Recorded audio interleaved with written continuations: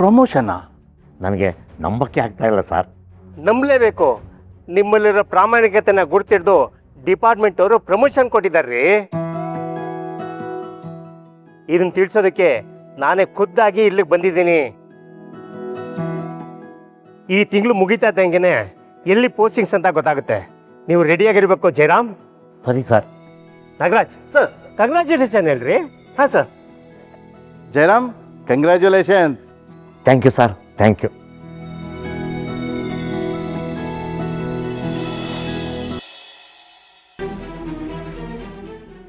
All the best. Okay.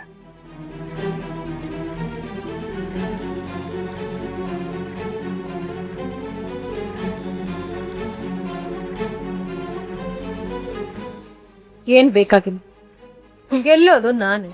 ನೋಡೋಣ ಸೌಂದರ್ಯ, ಇನ್ನು voting ಶುರು ಮಾಡಿಲ್ಲ. ನೋಡೋಣ.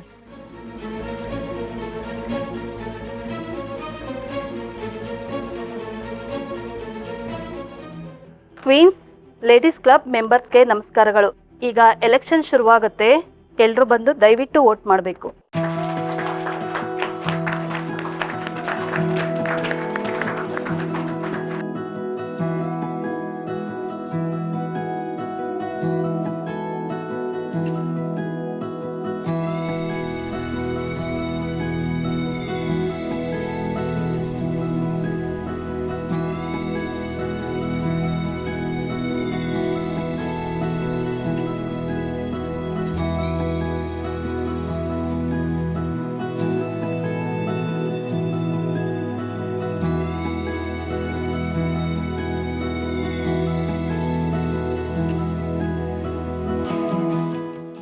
ಅಬ್ಬಾ, ವೋಟಿಂಗ್ ಮುಗೀತು.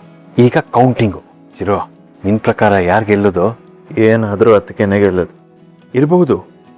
ಆದರೆ ನಾನು ದಿಶಾ ಜಾಜಿ ಕಡೆ ಇದ್ದರೆ ಸೌಂದರ್ಯ ಬೇಜಾರು ಮಾಡ್ಕೋಬೋದು ಅನ್ನೋ ಕಾರಣಕ್ಕೆ ಸೌಂದರ್ಯನ ಪಾರ್ಟಿಲೇ ಇದ್ದೀನಿ.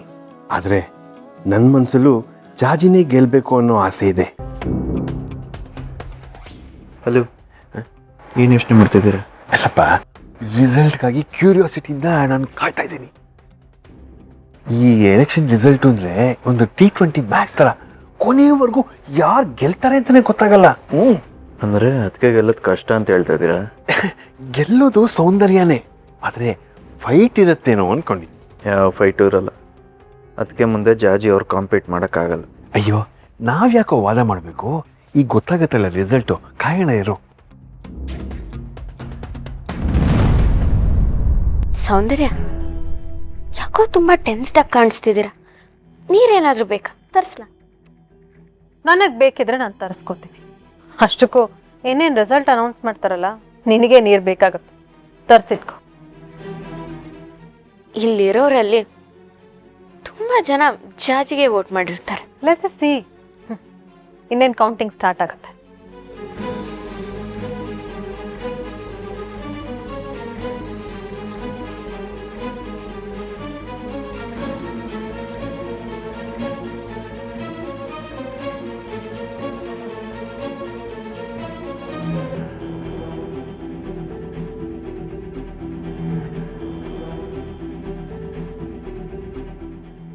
ವಿಷಯ ಗೊತ್ತಾ ಚಿರು? ಏನು? ಈ ಸಲ ತುಂಬ ಜನ ಹೊಸ ಮೆಂಬರ್ಸ್ ಆಗಿದ್ದಾರೆ. ಹೌದಾ? ನಮ್ಮ ದಿಶಾನೇ ಮೆಂಬರ್ ಮಾಡಿಸಿರೋದು ಎಲ್ಲರನ್ನು.